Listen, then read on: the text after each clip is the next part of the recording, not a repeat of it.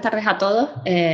Me complace saludarles desde el Colegio Oficial de Arquitectos de Tenerife, La Gomera y El Hierro para invitarles a disfrutar de una charla que tenemos preparada para hoy, que hemos enmarcado dentro de un ciclo de conferencias que hemos denominado Innovadores Urbanos. Es un ciclo que hemos organizado desde la Vocalía de Urbanismo, Vivienda y Turismo, un ciclo con el que queremos explorar nuevas dinámicas que se estén desarrollando en torno al desarrollo de intervenciones sobre el territorio y actuaciones sobre el diseño del espacio urbano.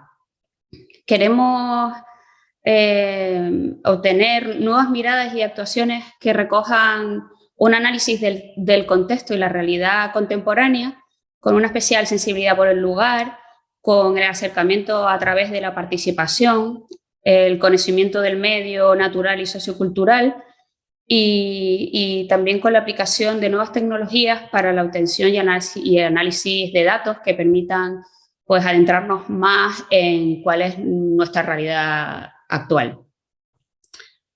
Queremos iniciar este ciclo de conferencias con un equipo que tiene ya una trayectoria bastante consolidada, que son el Grupo Aranea, que es un equipo establecido en Alicante y fundado en 1998 por Marta García Chico, que es ingeniera agrónoma y máster en paisaje, y Francisco Leiva Iborra, que es arquitecto por la Universidad Politécnica de Valencia y doctor por la Universidad de Alicante.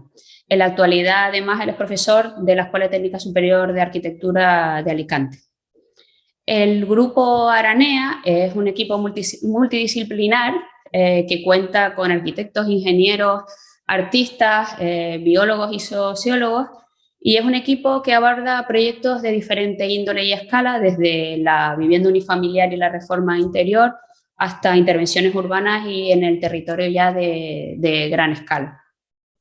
Llevan, como comentaban, una brillante trayectoria que cuenta con numerosos premios, entre los que querría destacar algunos, como por ejemplo el primer premio a la fachada marítima de Calpe en Alicante, el primer premio en la revitalización de las laderas del río Vinalopó en Elche, un proyecto que es conocido por todos como el Valle Trenzado, el Parque Fluvial de Belluno en el río Piave, y el primer premio al Parque Natural y Antrópico Salines Oniche en la Trienal de Milán. También han sido premiados en el Europano 8 en los emplazamientos de Sintra y Ceuta, y hay que destacar que en 2006 fueron el equipo más joven seleccionado en la exposición on-site del MoMA de Arquitectura Española con el proyecto del Centro de Talasoterapia de Gijón, obra que ha sido incorporada a la exposición permanente del museo. Además, han sido reconocidos con el Premio Europeo de Espacio Público Urbano en 2014, dos premios FAD al Ciudad y Paisaje y Arquitectura, uno en 2014 y otro en 2010, y seleccionados y nominados a los premios Mies van der Rohe en 2013 y 2011, esto entre otros, ¿vale? En su quehacer diario y en su labor profesional incorporan también una intensa labor educativa, tanto desde lo universitario como desde la organización de talleres infantiles y de talleres participativos periódicos que han ido desarrollando en diferentes ciudades. Yo creo que con todo esto, que tiene un currículum bastante largo, que yo he resumido bastante, podemos darle paso y empezar con la charla, que es a lo que hemos venido todos y a lo que queremos escuchar, ¿no?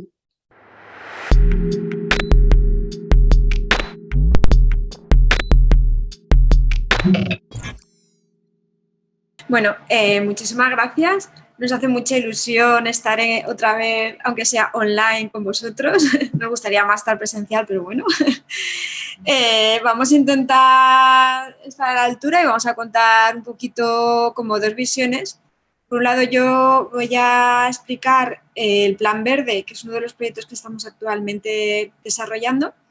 Y luego Paco va a contar proyectos más concretos, menos urbanísticos, donde intentamos poner un poco toda la filosofía del estudio en temas más tangibles.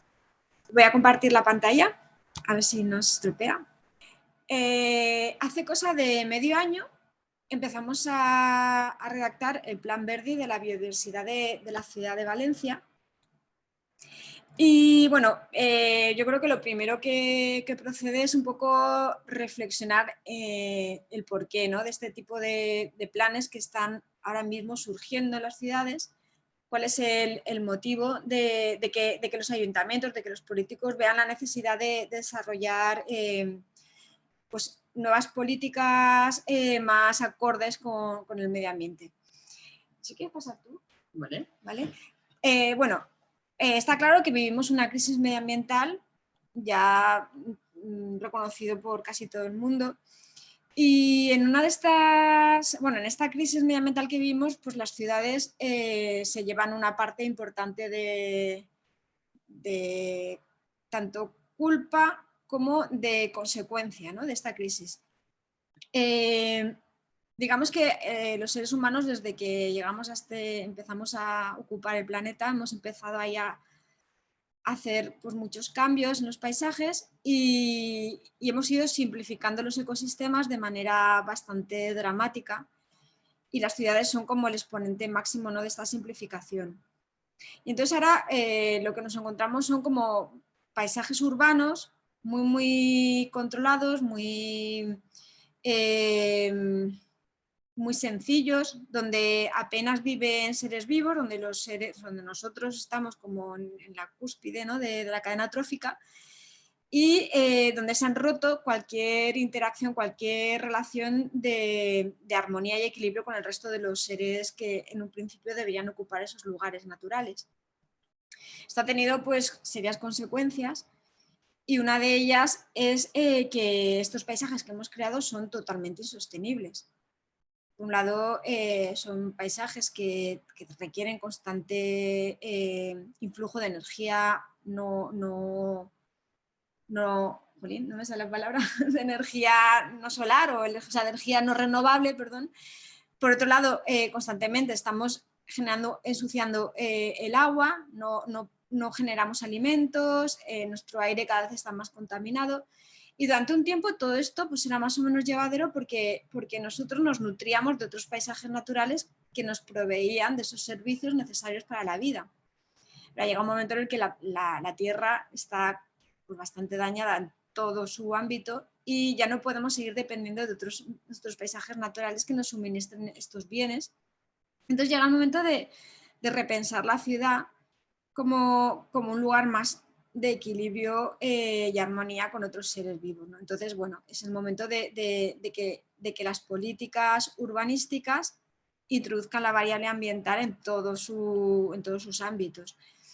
Entonces, bueno, es el momento también de pensar la ciudad como un lugar no de eliminación de cualquier biodiversidad, sino más bien de cómo esa ciudad alberga espacio donde realmente pueda haber cierta coexistencia con otros seres vivos que nos van a ayudar a vivir mejor, a tener una mayor calidad de vida.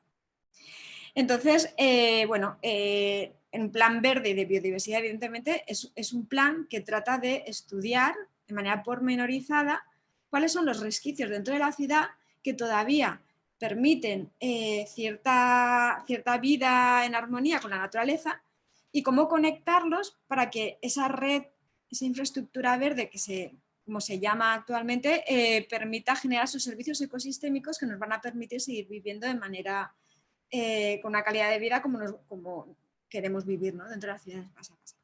Entonces, bueno, una cosa que es como muy paradójica es la obsesión que tenemos los seres humanos en controlar todos los paisajes. Aquí estamos viendo imágenes donde la naturaleza vuelve a ocupar el lugar que antes tenía, ¿no?, donde espacios que en un momento dado eran limpios, pulidos y controlados, dejan de serlo y la naturaleza fluye, porque si nosotros no queremos que fluya, tenemos que estar metiendo constantemente energía, debemos estar manteniéndolo constantemente, debemos estar segando, metiendo herbicidas, haciendo una serie de acciones constantes, porque en el momento que paramos, la naturaleza vuelve a esos lugares. Esto ya no es tan literal, ¿no?, porque hemos dañado tanto esos procesos que ya no vuelve la naturaleza como en un principio debiera. Pero bueno, en cierta medida está claro que si nosotros dejamos de actuar sobre esos ecosistemas en los que vivimos, la naturaleza va haciéndose su hueco y van apareciendo la vegetación, van a colonizando nuevos seres vivos y un poco el equilibrio se va recuperando y es lo que ocurre en cualquier ruina que conozcamos, ¿no? Entonces, una de las historias que plantea un plan de este tipo, como el que vamos a contar un poquito ahora, es el cambio de paradigma, ¿no? El cambio de mentalidad, el intentar dejar intentar dejar de controlarlo todo para pasar a ser más gestores de procesos, gestores de ecosistemas y entender cómo la naturaleza funciona para no ir en contra, como hemos hecho hasta ahora, sino utilizar esos procesos naturales para nuestro beneficio.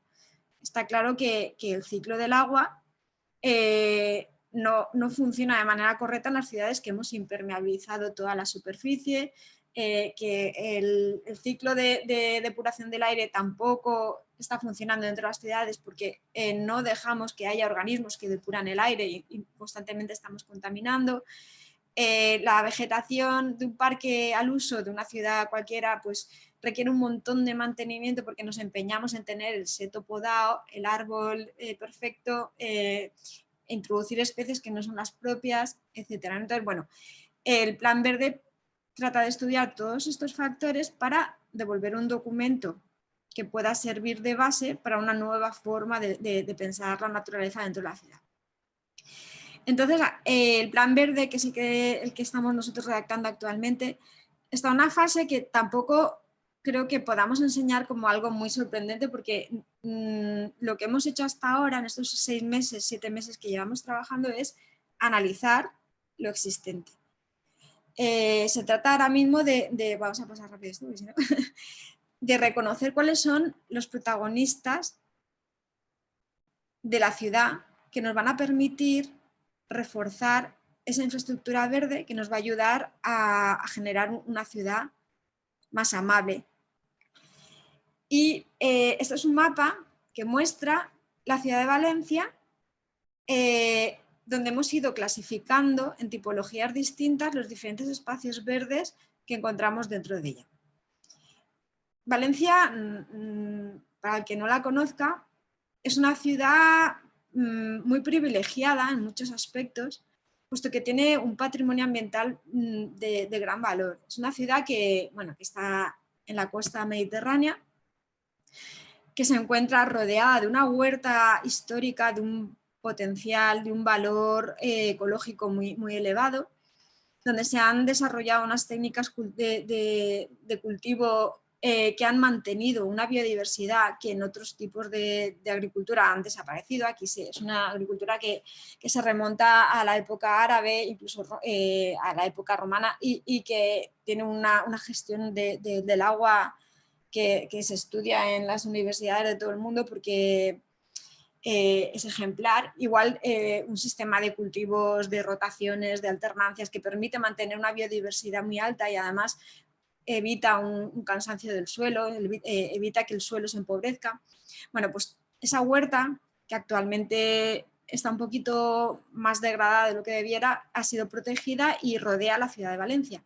Por otro lado, la ciudad también tiene un parque natural al sur, que es la Albufera de Valencia, que es un humedal de una gran belleza, que está dedicado en más de la mitad de su superficie al cultivo del arroz, que es uno de los cultivos tradicionales de Valencia, y que también es un lugar de atracción de avifauna de un valor incalculable.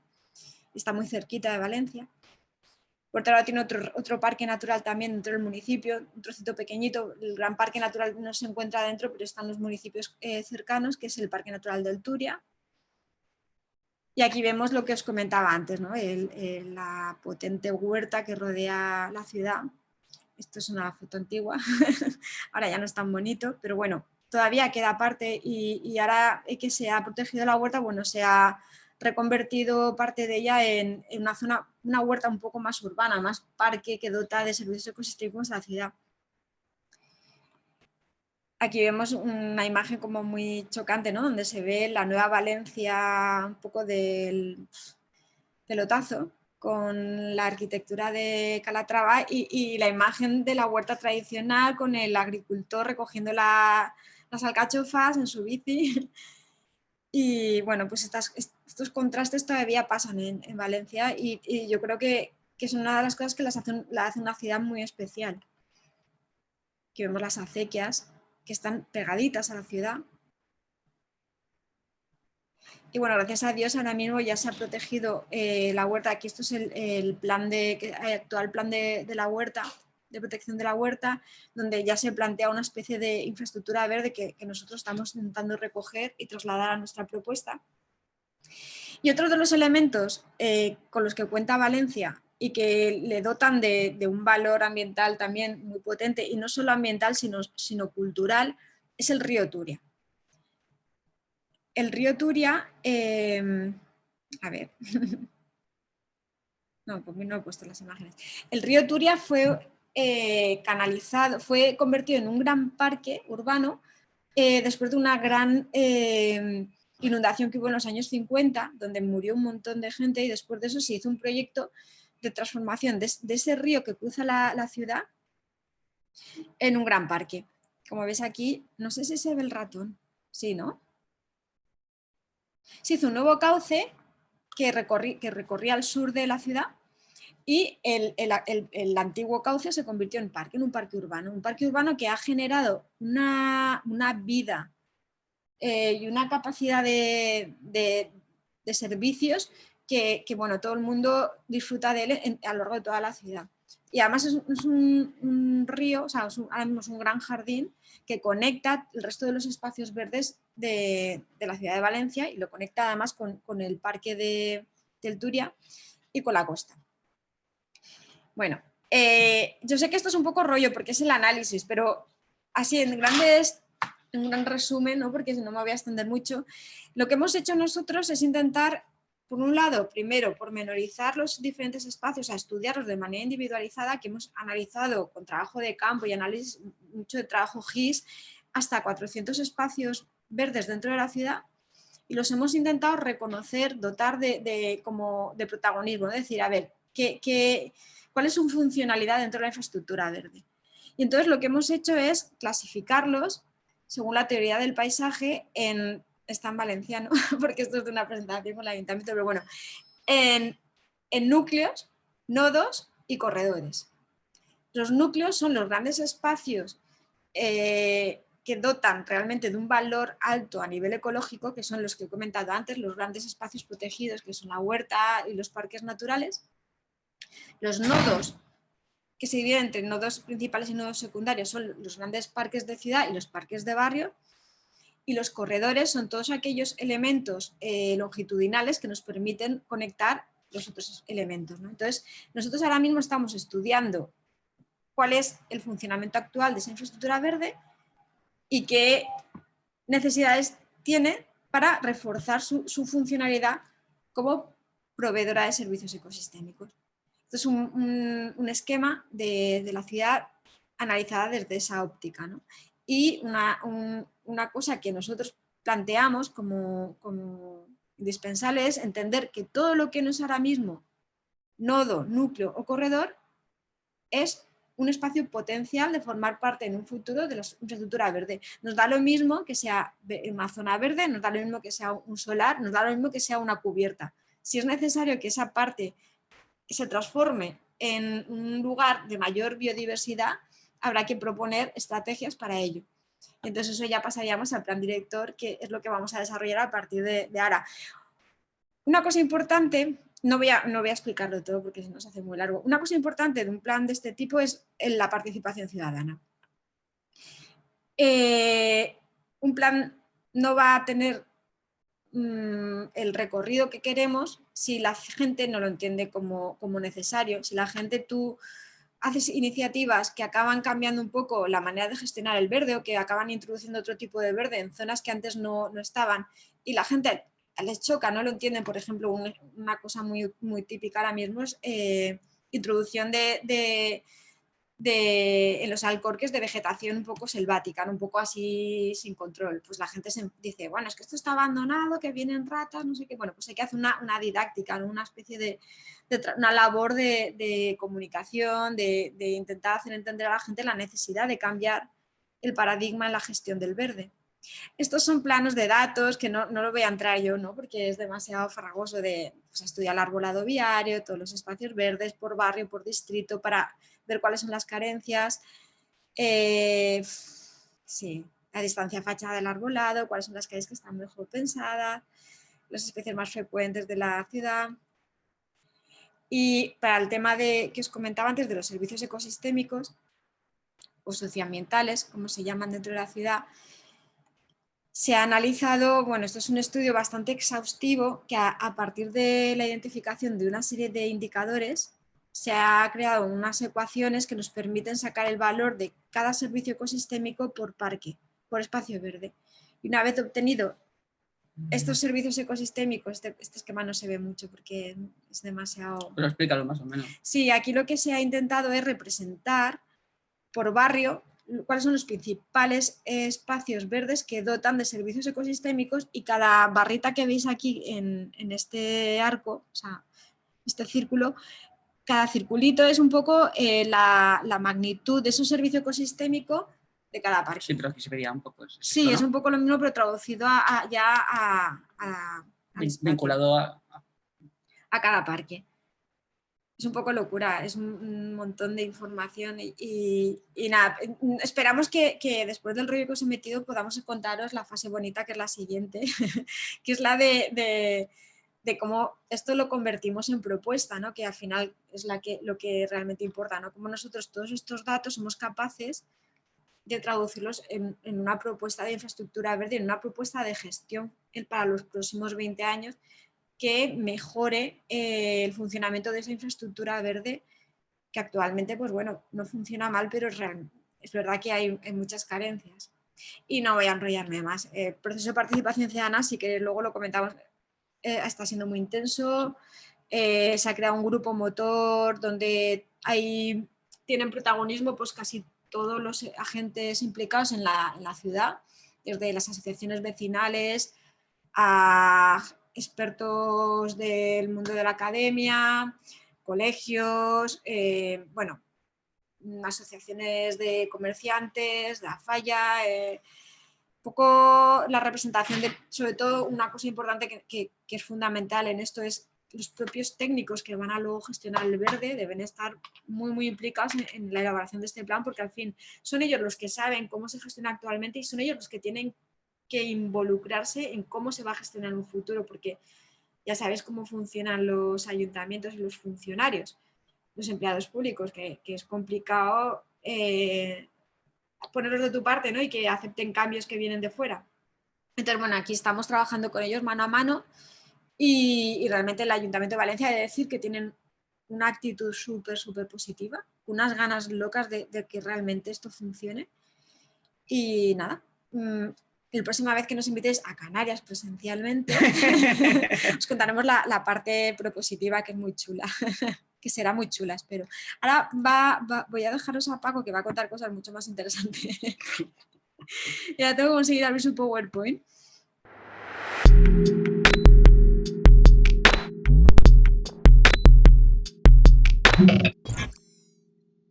Pues va a haber ahora pues vamos a hacer una transición hacia otra mirada como más sensible y menos objetiva, seguramente.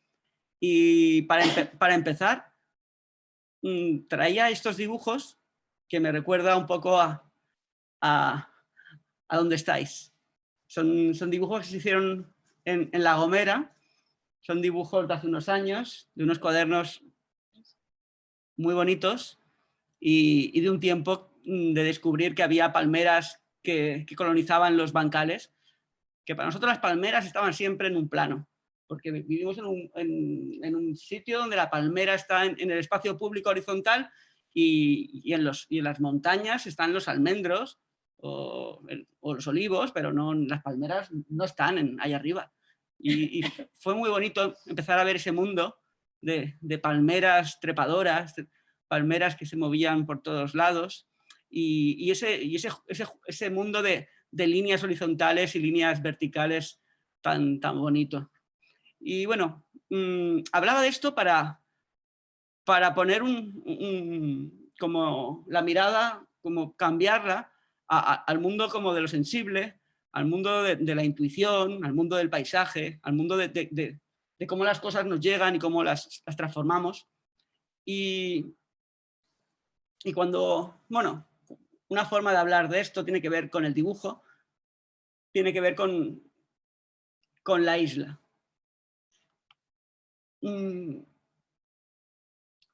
Uno de los problemas básicos que hay en el mundo del urbanismo, cuando trabajamos en el espacio público, es de alguna forma la pérdida continuada de la identidad de los lugares por, de alguna forma, asumir ciertos estándares que se han vuelto muy duros, muy exigentes y que tienden a anular las referencias, tienden a las referencias locales, tienden a anular lo específico y tienden a convertir los lugares en lugares muy parecidos.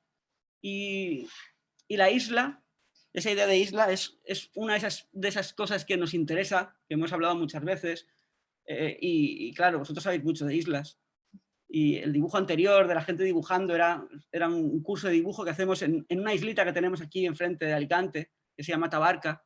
Es un lugar donde vamos continuamente a ser geógrafos, a mirar, a reconocer lugares, a entenderlos. Uno cuando llega a la isla, pues se hace más sensible, tiene capacidad de reconocer cosas que cuando está en el territorio continuo, pues no encuentra esos límites de una forma tan clara. Nuestra idea es ser capaces de reconocer islas con mucha facilidad y ser capaces de fabricarlas, y una vez que las fabricamos islas somos capaces de entenderlas y somos capaces de darles autosuficiencia. Y hay ahí algo de lo que siempre hay algo ahí vinculado a esto de las islas que nos gustaría contar. Y otra de las cosas que ya he citado antes, que ya he dicho, es un poco el peligro de la homogeneización del espacio público. Me parece importante generar un debate sobre cómo asumir esos estándares que están generando ciudades tan parecidas, que se están borrando todas las huellas de lo específico. Y bueno, vamos a intentar generar un poquito, unas pequeñas pinceladas, una pequeña aproximación a formas que entendemos, que hemos hecho una pequeña categoría de posibles actuaciones para ver cómo conectamos con ese espacio. Y bueno, aquí en estas palabras así rápidas hablamos del viaje como fundamental, como el sitio de reconocer, la isla como esa idea de lugar, de identidad, porque al estar tan aislado y condensado su diferencia se hace mucho más visible. El archipiélago como voluntad de convertir la isla en una conexión de cosas más complejas y lo malo de la isla revertirlo. Si lo bueno de la isla es la identidad, lo malo es evidentemente el aislamiento, su falta de conexión. Por eso la voluntad de convertir las islas en archipiélagos. El abrazo como un concepto arquitectónico de espacio público que te acoge. Y luego esta idea de reconexión. La charla de hoy, vamos, la mini charla que nos queda, va a ir para desarrollar este concepto de reconexión de estas cinco estrategias. La idea de reconexión geográfica, topográfica, arqueológica, geológica y biológica. Es un poco caricaturesco, o sea, es una forma muy tonta de simplificarlo, porque no todos los proyectos que vamos a contar tienen un poco de todo. Pero bueno, vamos a intentar dar una pequeña pincelada de una serie de proyectos que pongan en valor esta posibilidad, esta reconexión, como una posibilidad de huir del espacio homogéneo, de huir del espacio siempre igual. Pensar que si con nuestros proyectos podemos reconectar con el lugar a través de la geografía, de estas cosas, podremos conseguir proyectos que no sean, podremos fabricar lugares propios, lugares que no sean el mismo lugar, lugares que no se extiendan como una mancha de aceite, lugares que surjan en cada uno de los sitios. Y bueno, voy a intentar contar algo.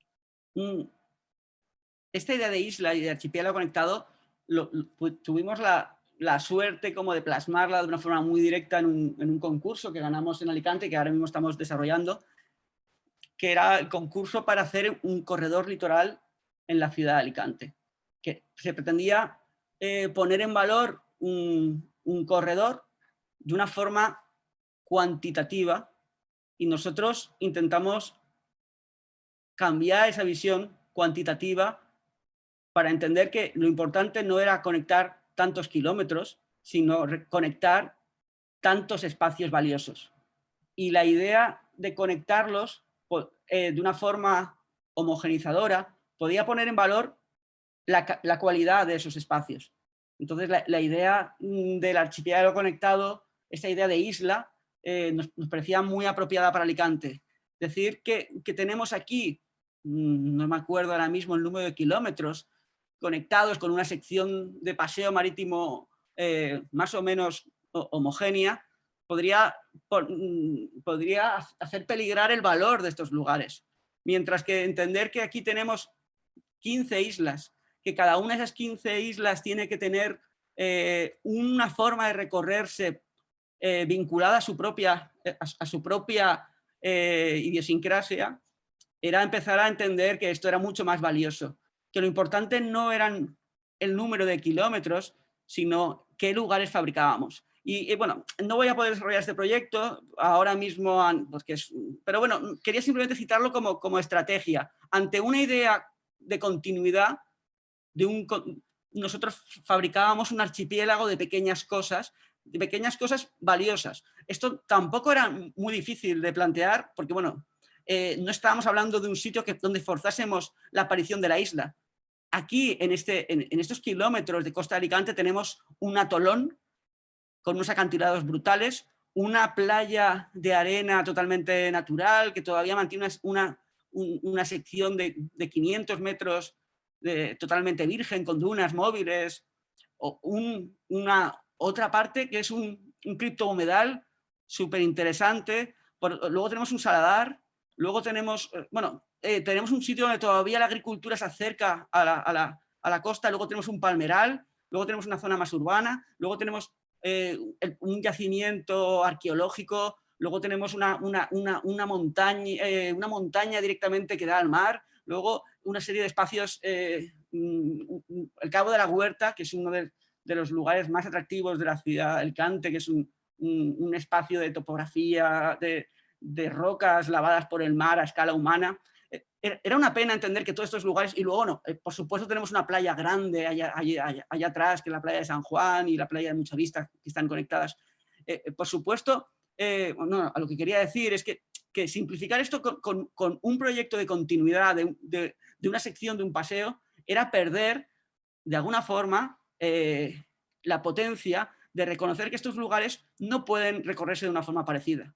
Hay lugares como el Cabo de la Huerta, ese lugar de topografía tan humana, de rocas lavadas, pues necesitan de la aventura, del descubrimiento, necesitan de un tiempo pausado. Recorrerlos de una forma igual que un paseo de arena grande, donde tienes unas perspectivas súper amplias, pues hace que se pierda de alguna forma ese valioso tiempo que supone recorrerlos, descubrirlos. En las pequeñas calas concatenadas pasan a ser una autopista peatonal, y eso es un drama. Pues simplemente citar este proyecto como para empezar a hablar de la isla.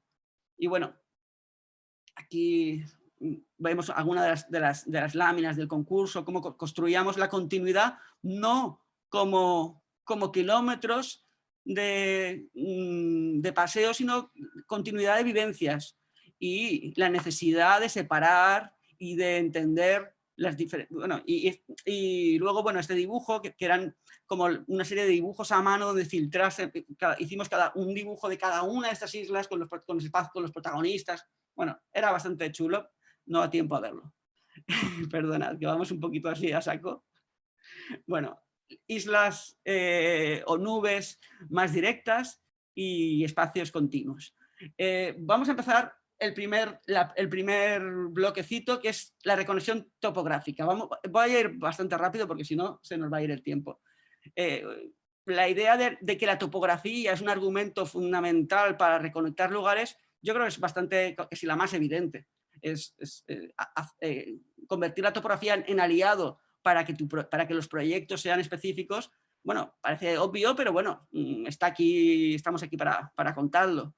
Y en un sitio donde pasa esto de una forma muy directa es en el proyecto de Elche, de la rehabilitación del Vinalopó y de ese valle trenzado que en su día, pues un barranco con un palmeral muy rico arriba, donde la ciudad no entendía esto como un lugar valioso porque era un lugar peligroso. Aún así era un lugar recorrible de una forma muy espontánea y no tenía un camino, tenía infinitos caminos para ser recorridos. Pero cada cierto tiempo, grandes avenidas de agua generaban pues, estos cambios y este peligro de desprendimiento. Y en los años 70 pues, se optó por una solución bastante drástica, una solución ingenieril que partió la ciudad en dos. Y desaparecieron esos recorridos, esas continuidades, esas conexiones de un lado a otro. Nuestro proyecto va a ser un proyecto de reconectar esos lugares a través de unos elementos que también van a ayudar a bajar al cauce y a usarlo mejor y a cruzar la ciudad de una forma pues muy vivida.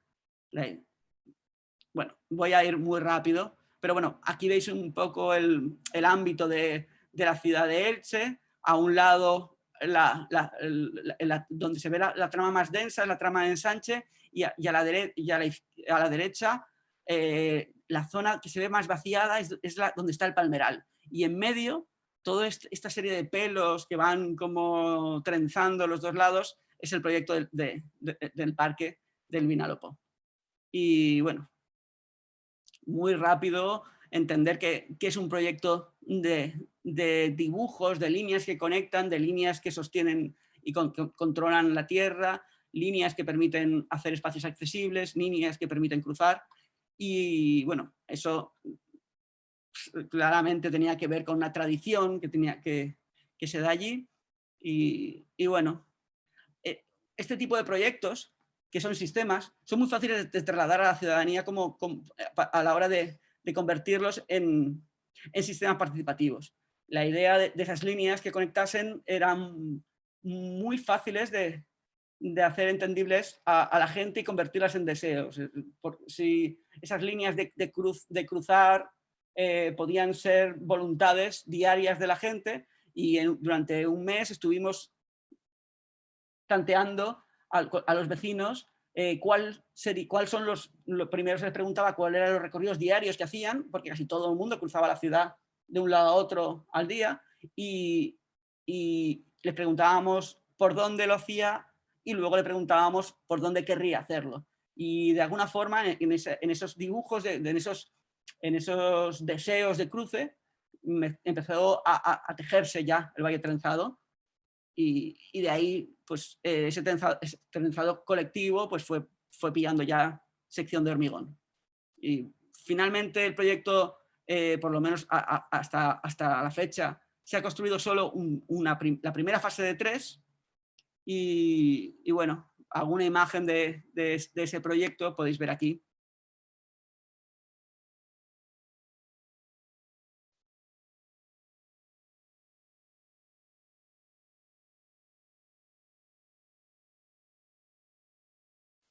Cómo esta es una de las formas de conseguir hacer un proyecto específico entendiendo la topografía.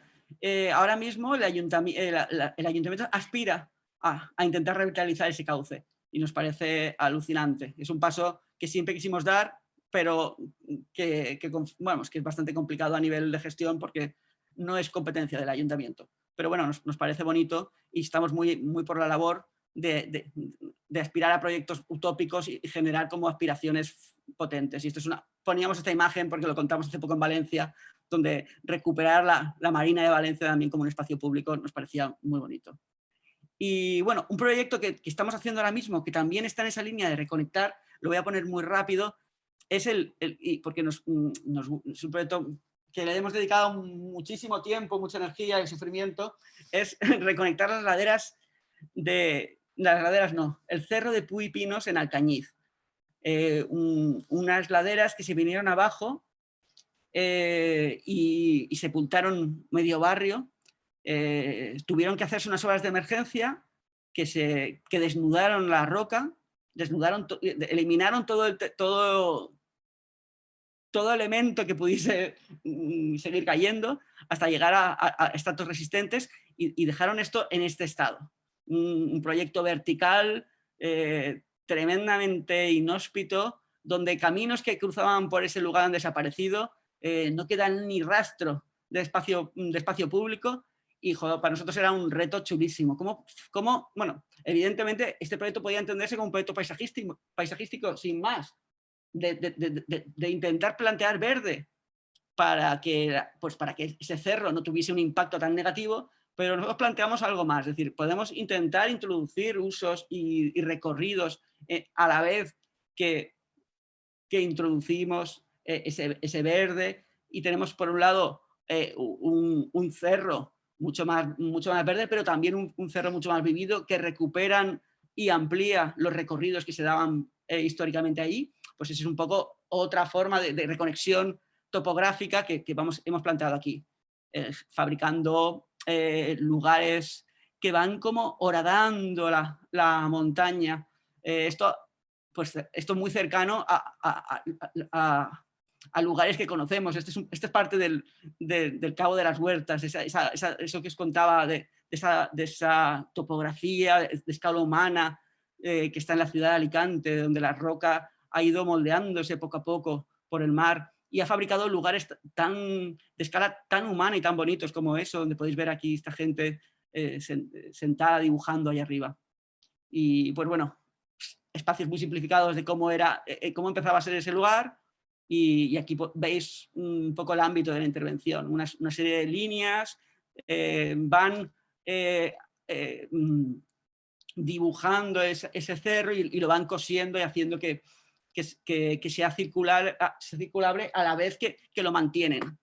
Es un proyecto bastante complejo porque tiene unas geometrías absolutamente verticales, unos taludes bastante infernales a nivel estructural, tremendamente complejo, pero bueno, acabamos de entregar el proyecto de ejecución y estamos muy ansiosos de empezar la obra.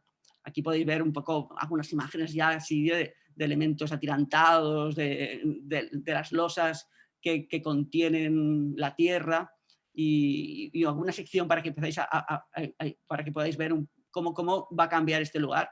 Y lo que más nos gustaba era cómo se percibía desde dentro, una serie de caminos que se iban a ir trenzando, pero en vertical, que iban a ir subiendo y bajando, iban a permitir no generar grandes superficies verdes, sino hacerlas más controladas y permitir pues, que sean más fáciles de mantener.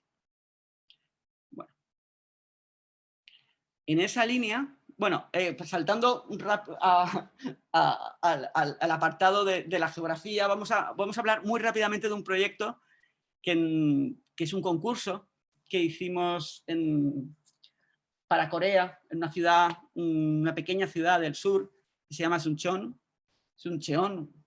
y es una ciudad conocida por su pasado. Es una ciudad que acoge muchos visitantes, sobre todo coreanos, que vienen a ver, bueno, y también de otras partes del mundo, que vienen a conocer los poblados más auténticos de Corea, que están muy cerca de aquí, pero la ciudad se ha visto transformada tremendamente, como casi todas las ciudades ya han perdido toda su identidad.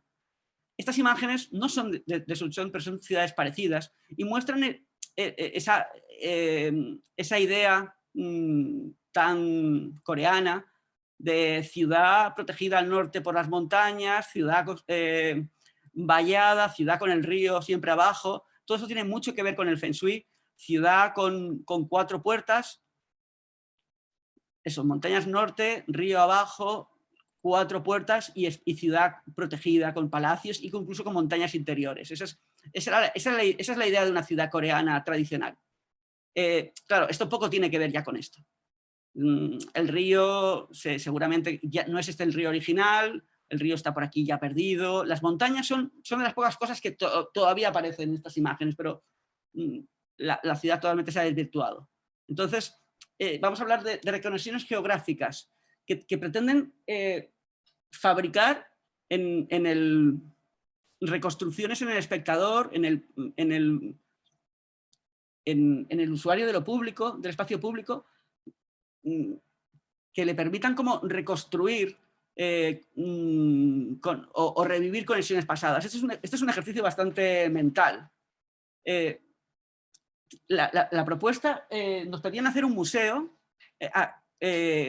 donde se tenía que poner en valor esa arquitectura más tradicional de Corea. Y también ese museo estaba vinculado de alguna forma o muy cerca de la entrada sur de la ciudad y también muy vinculado al río que daba origen de la ciudad. Entonces, este plano que veis aquí está superponiendo tres tramas. Por un lado, la ciudad actual es la trama que se extiende por todo el dibujo. Aparece la ciudad tradicional aquí, donde se perciben las cuatro puertas de la ciudad, la norte, la sur, este y oeste, y nuestro proyecto está aquí. No voy a extenderme mucho, pero la idea era muy sencilla. ¿Por qué no convertimos un proyecto de museo que quiere poner en valor la ciudad tradicional de Suncheon, que ya no se reconoce a sí misma? ¿Cómo puede un proyecto como este ser un viaje a la ciudad del pasado?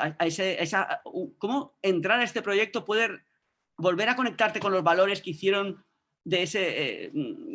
que hicieron que esa ciudad se pusiera en ese sitio?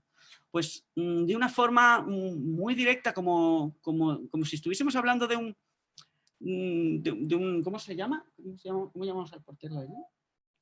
Como de una forma muy homotética, estamos fabricando un proyecto, un pequeño museo que vuelve a ser una pequeña ciudad que se coloca de alguna forma en la misma situación muy cercana a la puerta sur de la ciudad y fabrica su propia puerta sur, que es un puente sobre el río tradicional.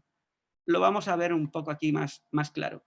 La idea era volver a intentar fabricar una imagen parecida a las imágenes tradicionales, de puertas y espacios interiores, y aquí podéis ver una planta de esa propuesta de museo. Un museo que tendría una entrada sur, que sería como una memoria de la antigua entrada de la ciudad, y aquí veríamos una entrada norte, una entrada oeste y una este. Y la idea era volver a tratar esto como una isla, como un organismo autosuficiente, y pues el truco era bastante sencillo. Vamos a intentar introducirnos en un lugar cubierto de una forma translúcida que permita fabricar un espacio rico abajo, no.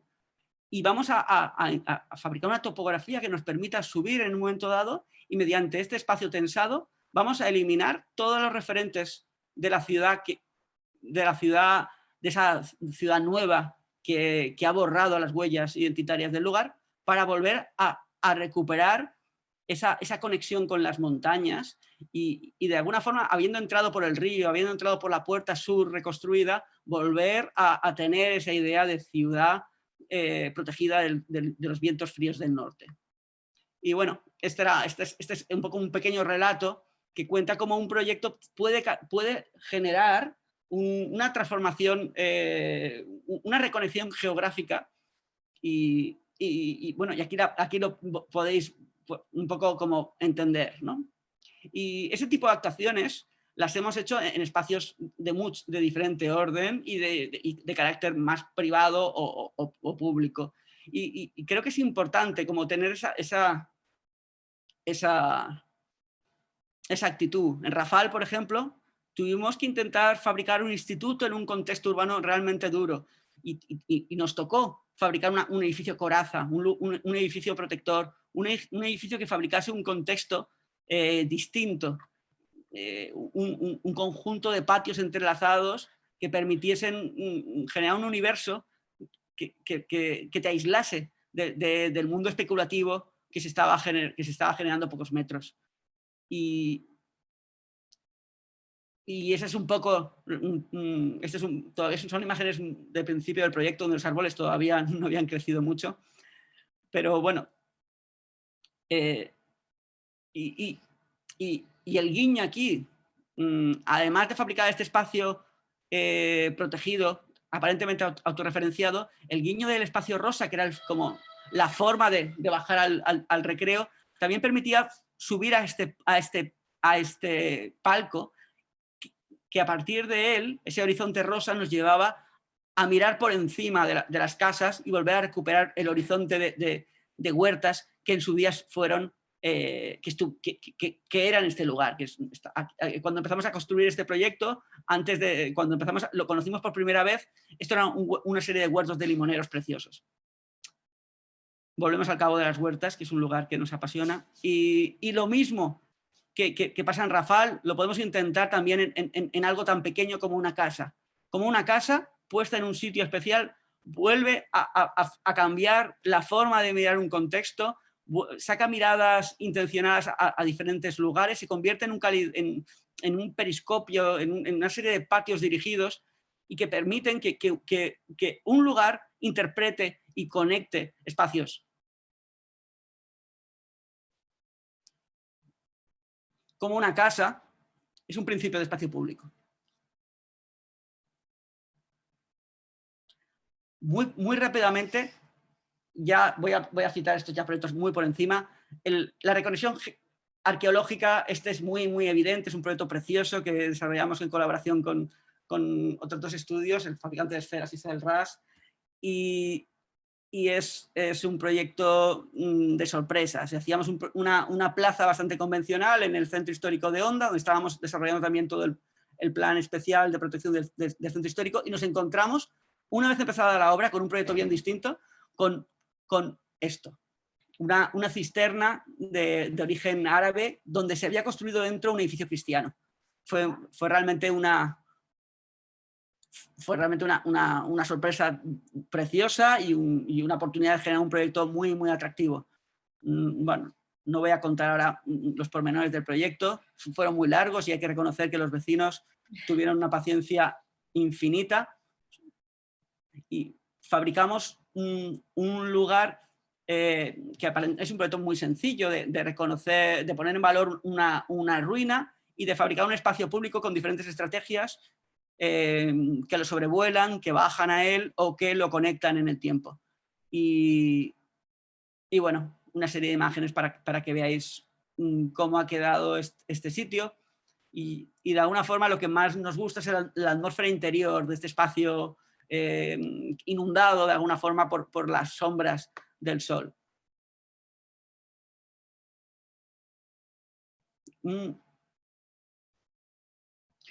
Un proyecto que también iré muy rápido, que ya empieza a plantear otra manera de reconectar, es esta intervención de un concurso que no ganamos, para hacer una intervención en una playa, en una cala en Benissa.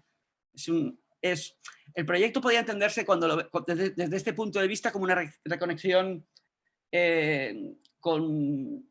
más geográfica, porque empezamos entendiendo el proyecto como nos parece muy importante entender que una cala en este entorno edificado de Alicante no debe ser un lugar al que se acceda de alguna forma en coche, de una forma muy directa, como es el caso normalmente en nuestra zona, y un acceso a una cala debe ser una puesta en valor de un espacio de agua que llega al mar de una forma abrupta. Y ese espacio de agua, que ahora se debe convertir en espacio de recorrido peatonal, ese espacio de agua que es un torrente que no se ve casi nunca, ese es el espacio de llegada. Entonces entendimos que el proyecto tenía que ser eso.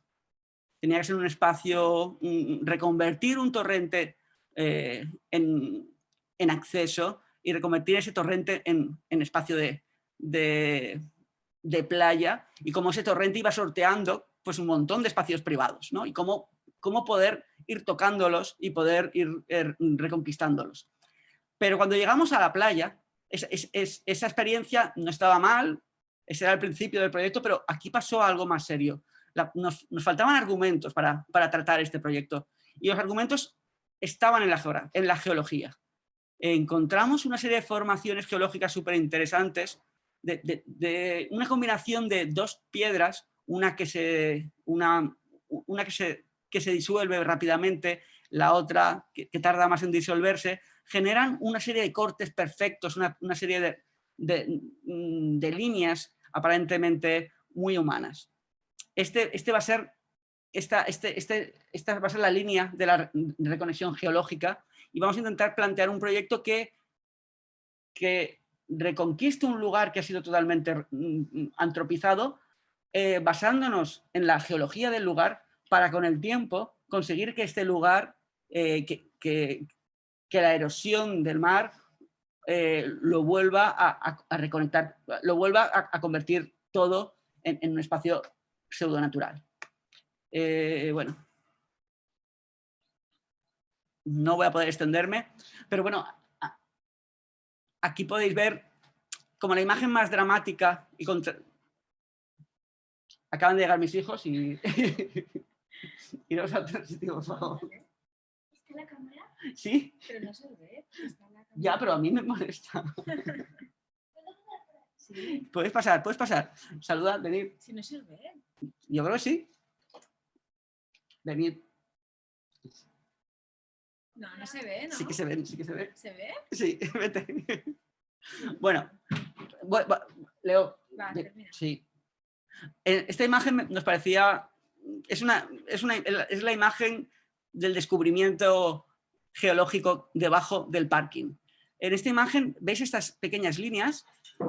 Muestran ese flinch, que es como se llama esa formación geológica, y de alguna forma una curiosidad, ¿no? Ese flinch tiene formato de plaza de parking.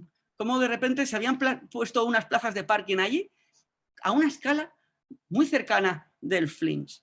Y este dibujo quería dramatizar esa coincidencia y ese dibujo quería marcar la escala de la reconquista, la escala de la pieza que iba a cambiar este sitio. Vamos a intentar introducir una roca que se va a parecer a la roca que la naturaleza durante mucho tiempo ha fabricado y vamos a intentar cambiar este desastre, ¿no? Esta intervención, ese apartamiento.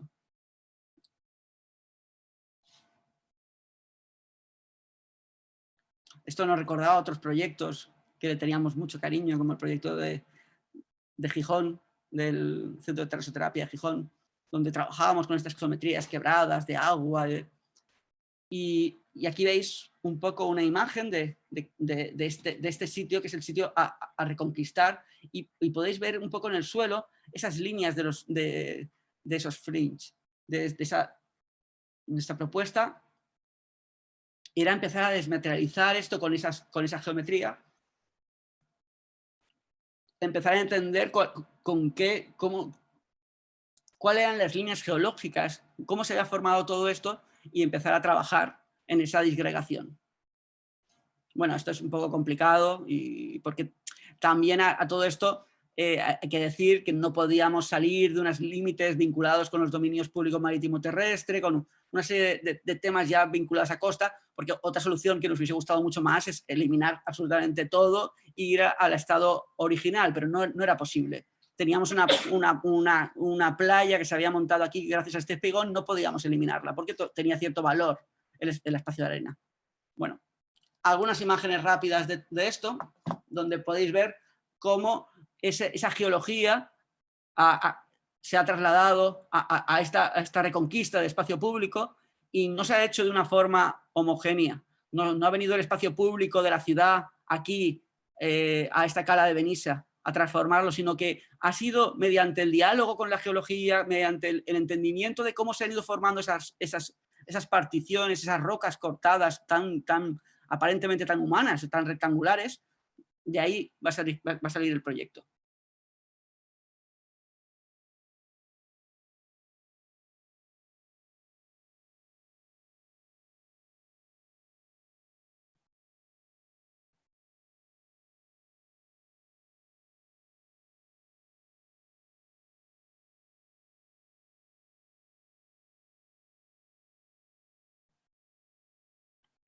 Y bueno, es el paso del tiempo el que podría convertir ese lugar en un espacio natural. Y por terminar, en estas estrategias sencillas, como os decía, casi pequeñas parodias, porque casi todos los proyectos podrían ser con todas estas a la vez, queríamos hablar de la reconexión biológica, que es realmente la que más nos interesa, es decir, cómo fabricar lugares conectados que generen más vida.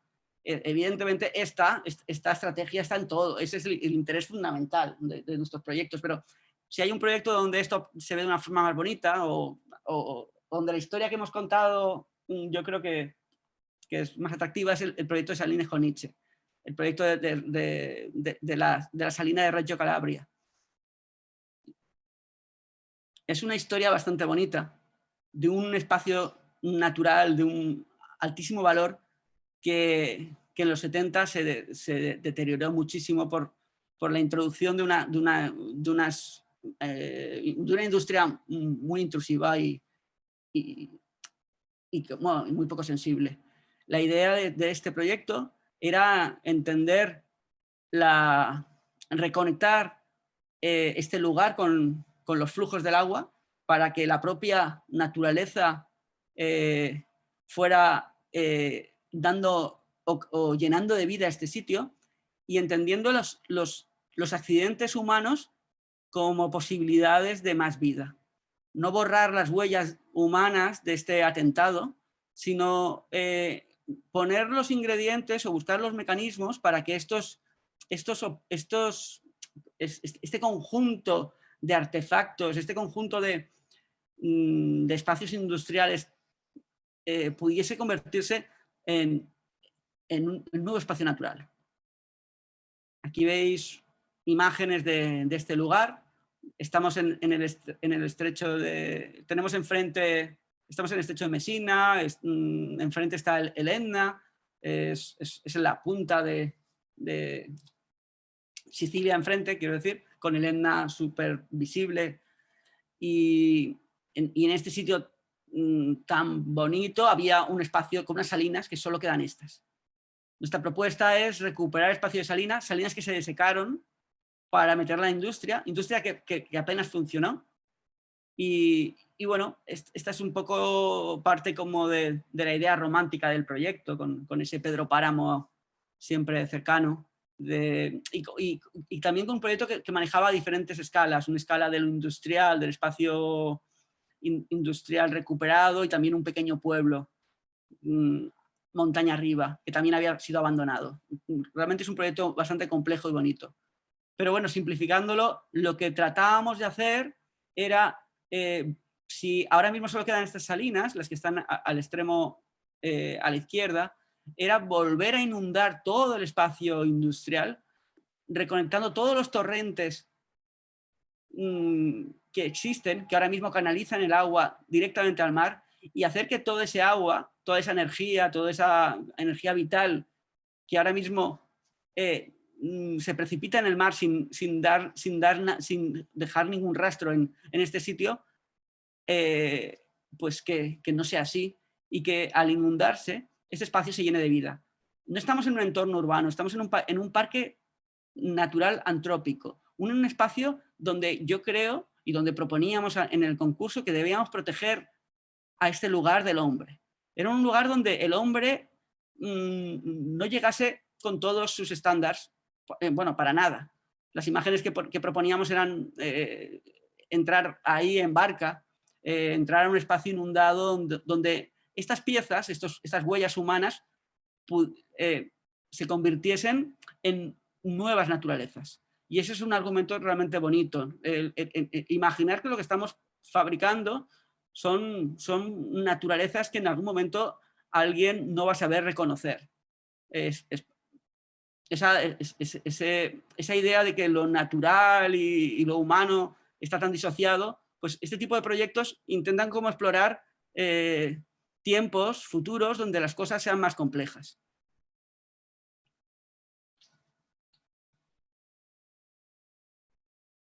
Estas imágenes de jardines,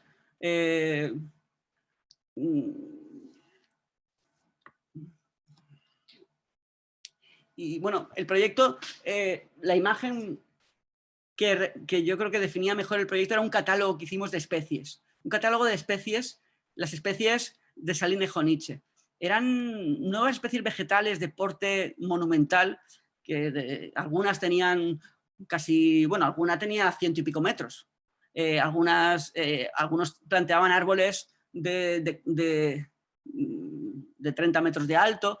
Estos árboles normalmente tenían partes metálicas, tenían partes donde tenían sustratos, bueno, esto se ve mucho más claro aquí. Este era un poco ese catálogo de especies, ese catálogo de especies propias. Por eso os decíamos que esa capacidad de reconectar con lo biológico podía ser este proyecto, ¿no? Como al final una intervención arquitectónica puede generar como este nuevo sistema, este nuevo ecosistema con estas especies de mutantes, donde no acabamos de saber con el tiempo si fueron humanas o si directamente fueran...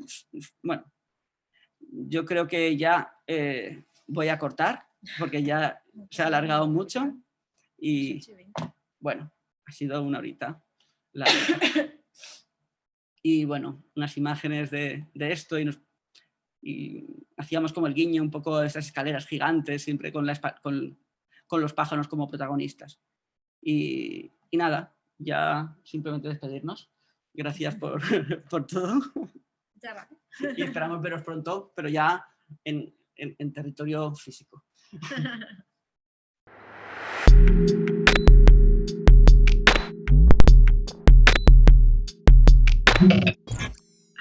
Muchísimas gracias a las dos. La verdad es que ha sido una conferencia interesantísima. No ha habido tiempo para aburrirse y además hemos estado aquí súper atentos. La verdad es que los proyectos me parecen, vamos, no sé, iba a decir impecables, pero no sé si es la palabra. Creo que tengo un par de preguntas porque he visto, además desde la exposición se ve que todas las propuestas nacen un poco ¿no? del territorio, tú lo explicas, la topografía, la geografía, la geología, todos muy integrados en el lugar y entendiendo la identidad de cada sitio.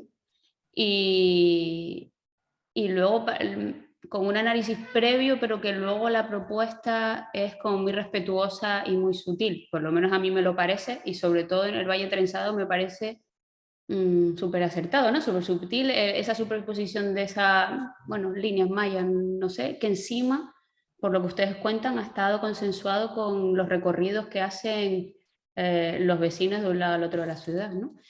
Se me genera una duda cuando trabajan en el extranjero, porque sé que tienen, aparte de los proyectos que han comentado, más proyectos en el extranjero, con lo cual la pregunta es, ese análisis de la identidad del lugar, del conocimiento, no sé, de la cultura del lugar, del territorio, es difícil, fácil, es obvia, se quedan con la sensación de haberles faltado llegar al fondo de la cuestión o no sé.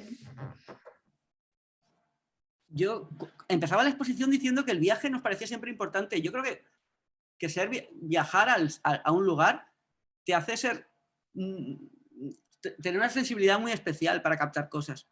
Evidentemente luego captas muchas cosas, pero necesitas reforzar y las intuiciones deben convertirse en algo más que intuiciones. Y ahí hace falta, pues pero en todos los proyectos que trabajamos fuera tenemos socios locales que nos ayudan a ver cuántas de esas intuiciones tienen un soporte serio o son simplemente cosas que no son tan compartidas.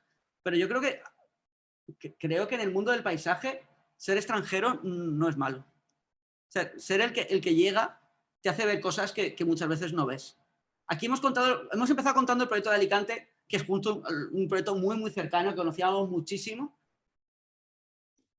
Y claro, aquí tenemos el valor de lo local. No sé, es verdad que el proyecto de Alicante, no sé, si el de las islas concatenadas, no sé si lo hubiésemos podido hacer en otro sitio.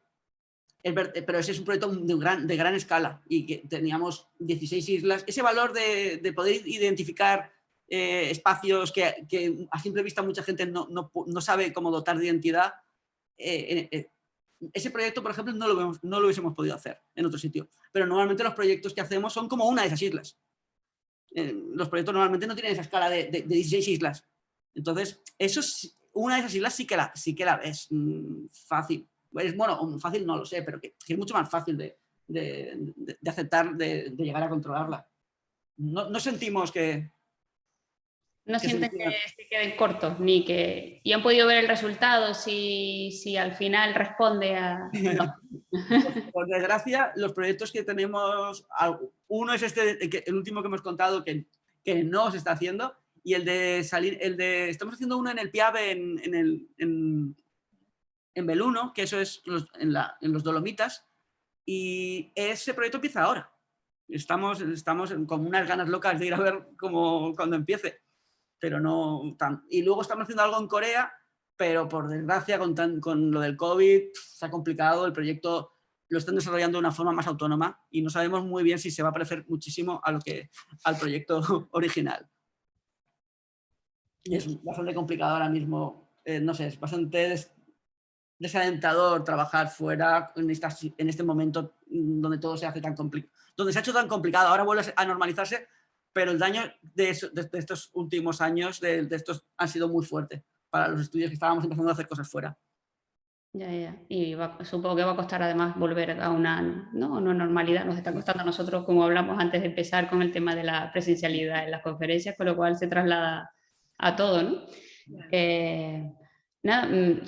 Quería comentar que ustedes son un equipo multidisciplinar bastante extenso. Bueno, hay un equipo grande detrás donde hacen proyectos de todas las escalas. Hemos visto que has enseñado una viviendita y parece que se tiende últimamente a que los equipos se vayan especializando en trabajos concretos. No sé, parece que los equipos que hacen un poco de ordenación del territorio no salen un poco de ahí, o entiendo que el aprendizaje hace que te vayas especializando en una cosa. Lo mismo pues para aquellos que se dedican más a temas de edificación, vivienda. ¿Cómo se hace eso? Quiero decir... Esto ya es un poco de cómo se organiza eso en la práctica, quién se divide el equipo en partes, todos abordan todo, no sé. Vamos a ver, si fuéramos una empresa, evidentemente una empresa lo que haría es sacar rentabilidad. No es muy rentable, o sea, de todo. Nosotros nos interesa fabricar lugares emocionantes y nos interesan contextos distintos y nos interesan programas distintos. Eso está muy reñido con la rentabilidad. Es mucho más fácil, claro, y es mucho más lógico a nivel empresarial, pues especializarte en un tema y desarrollarlo. Y también es verdad que a nosotros nos llegan proyectos vinculados a ríos, nos llegan y tampoco los rechazamos, nos parecen muy interesantes. Pero no vamos a dejar de hacer proyectos, bueno, no sé, nos gustan nuevos retos. Y eso lo hace complicado porque requiere mucha más inversión de tiempo en cada uno de esos proyectos. Claro, entiendo. Un proyecto como el Parque Verde no tiene nada que ver en cuanto a, vamos, nada con casi todos los otros que has enseñado, ¿no? Sí, más o menos. Como dos mundos. Sobre todo esa fase de análisis extensa previa, ¿no? Sí que es verdad que tenemos equipos muy, muy grandes y cada proyecto se monta un equipo específico. Entonces, pues, paralelamente se puede estar trabajando, hago una casita y un plan verde. Nosotros, de todas formas, también no entendemos el estudio como algo... Aranea quiere decir red, y nuestra idea, claro, es continuamente fabricar aliados, fabricar conexiones con aliados nuevos. No, cada proyecto tienes... siempre equipos distintos y están los de siempre. Tenemos una base sólida, cada proyecto que está en un sitio un poco específico tiene un socio local.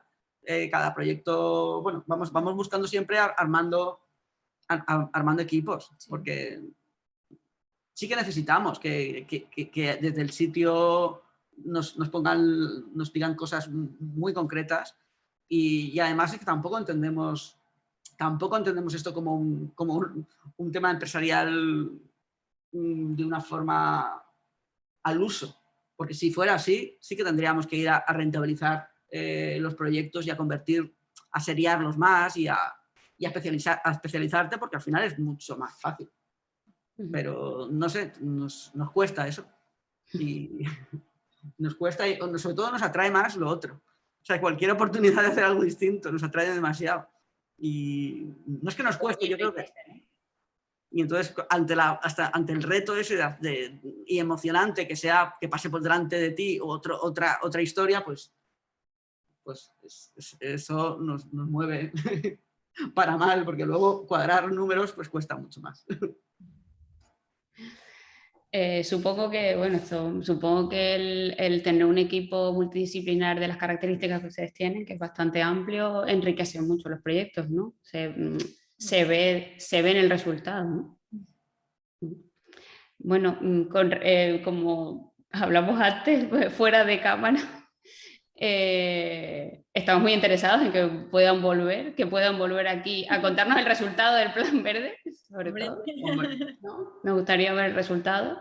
Esta propuesta nace del Ayuntamiento, entiendo, de Valencia. Es un concurso. Porque tenían interés en este proyecto en concreto, porque venía de un planeamiento superior un poco que mandaba al Ayuntamiento a redactarlo. No, el Ayuntamiento de Valencia tiene una política de verde muy potente desde los últimos 8 años, desde que está el gobierno actual, y ha hecho un montón de iniciativas encaminadas a reforzar lo que es la infraestructura verde y todo lo que tiene que ver con el medio ambiente.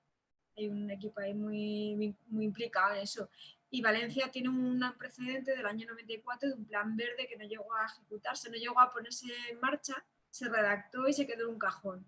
Y es como que estaba ahí un poco pendiente, ¿no? El que él retomara este tema. Y bueno, el momento fue ahora. Bueno, fue un concurso y nos presentamos y lo conseguimos ganar. Pues genial. Pues muchas felicidades. Yo creo que nada, podemos dar por terminar la charla. Así que muchísimas gracias por estar y espero que nos podamos volver a ver pronto por aquí. Nosotros también. Nosotros nos interesa ser viajeros otra vez allí, sí. En Canarias, es como la locura. Pues lo tendremos en cuenta, Pues muchísimas gracias. Un saludo a los dos. Muchas gracias.